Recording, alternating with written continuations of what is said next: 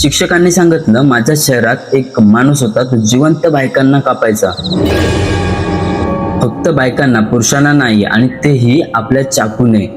प्रत्येक बाईसाठी तो वेगवेगळा चाकू यूज करायचा.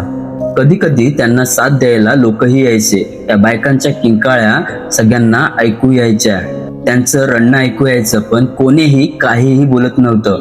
एक दिवस त्या माणसाने माझ्या बायकोसोबतही तेच केलं, आणि मी दूर उभं राहून घाबरलेल्या डोळ्यांनी ते सगळं पाहत होतो. मग मी त्या माणसाचे हस्तांदोलन केलं आणि आभार मानले, कारण जर तो माणूस नसता तर माझा मुलगा या जगात नसता. तो माणूस म्हणजे एक सर्जन होता, त्याने माझ्या बायकोची शस्त्रक्रिया केली होती.